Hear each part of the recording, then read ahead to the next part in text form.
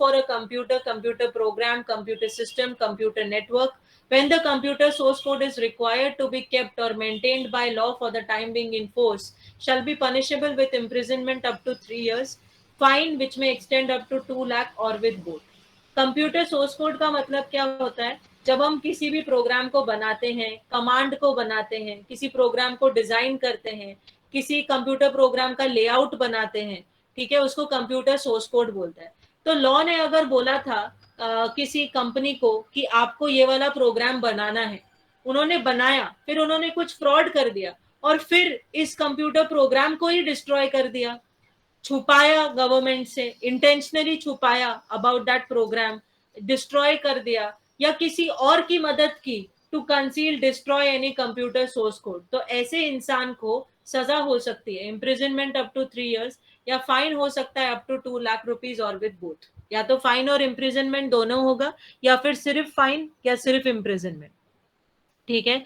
Law ने जहां जहां पे कंप्यूटर सोर्स कोड को मेंटेन करने के लिए बोला है, जहां पे लॉ ने खुद बोला है that you have to maintain the source code, okay, for a certain period of time, और आप उस सोर्स कोड को ही चुराते हो, डिस्ट्रॉय करते हो या ऑल्टर करते हो जानबूझ के, या किसी और के सोर्स कोड को कंसील, डिस्ट्रॉय या ऑल्टर करते हो, तो आपको ये सजा मिलेगी।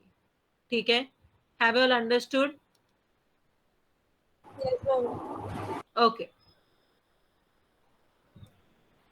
If any person dishonestly, fraudulently does any act referred to in section 43, he shall be punishable with imprisonment for a term which may extend to 3 years, or a fine which may extend to 5 lakh rupees, or with both. ठीक है। Section 43 of the IT act में जो चीजें लिखी है वो अगर आप जानबूझ के करते हो, डिसऑनेस्टली, फ्रॉडलेंटली करते हो, ठीक है, then you will have to face imprisonment up to 3 years or fine which may extend to 5 lakh rupees or with both.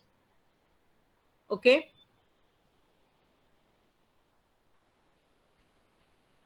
Yes, ma'am. Yes, 1 second.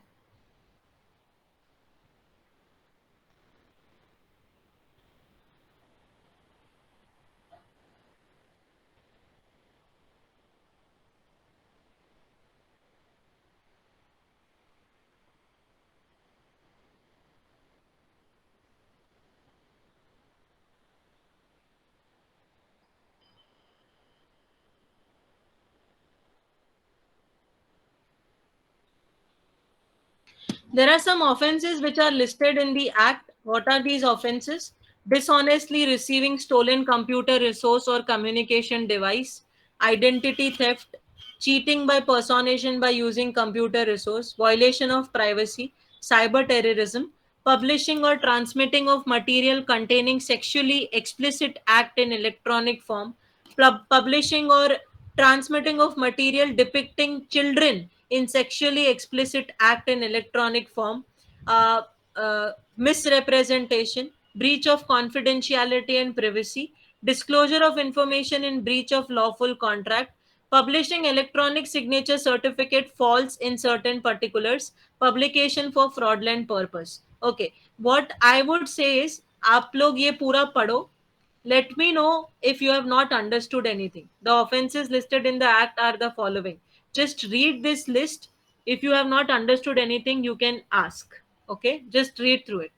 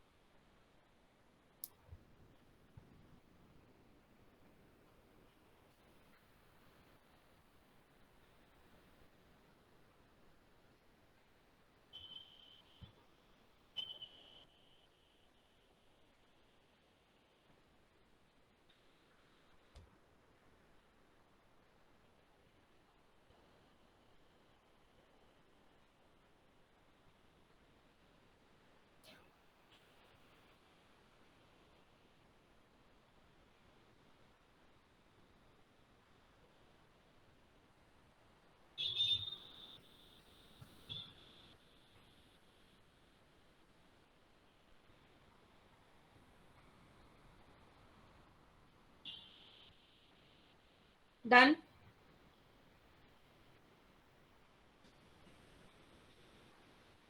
Anything which is not understood?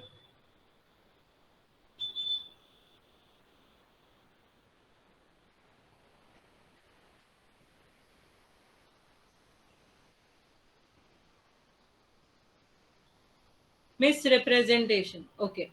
Misrepresentation is basically, you are representing wrong facts electronically. Okay. You are actually,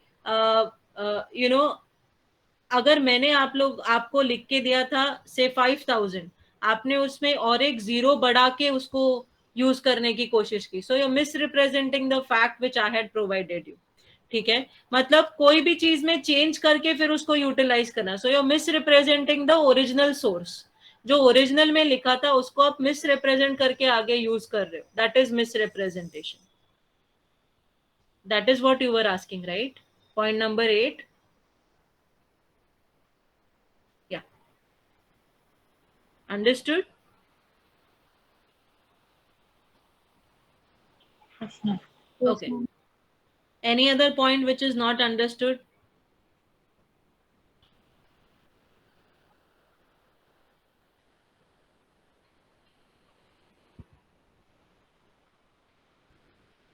और may be जब आप digital signature के लिए apply करते हो, electronic signature के लिए apply करते हो to the certifying authority, you misrepresent the facts. Your name is Sakshi और your name is Shruti, but you give your name as say Alia Bhatt, or you hide your age, or you tell them that you are a lawyer and you give a fake certificate of being a lawyer.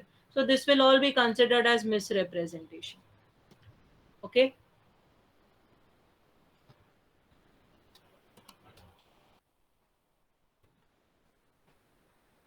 This chapter 11 of the IT Act also contains certain provisions empowering the controller of certifying authorities to issue certain directions to certifying authorities. Further, as per section 69, where central government or state government or any officers of the central or state government uh, are satisfied that it is necessary in the interest of sovereignty or integrity of India, defense of India, security of the country, friendly relations with foreign state, or for preventing incitement to the commission of any cognizable offense, it may, subject to the provisions of safeguard and procedure as may be prescribed by order, direct any agency to intercept, monitor, decrypt, or cause to be intercepted, monitored, decrypt information generated, transmitted, received और stored in any computer resource. ठीक है, इसका मतलब क्या हुआ?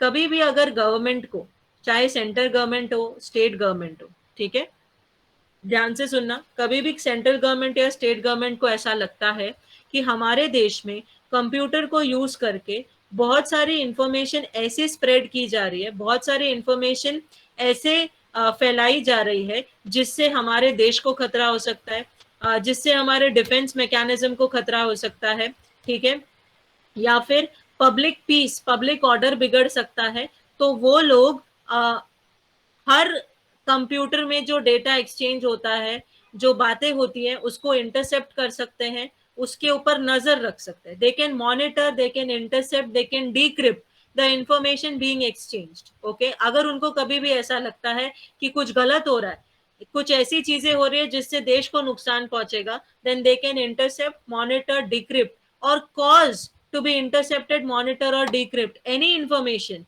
which is generated, transmitted, received or stored in any computer resource.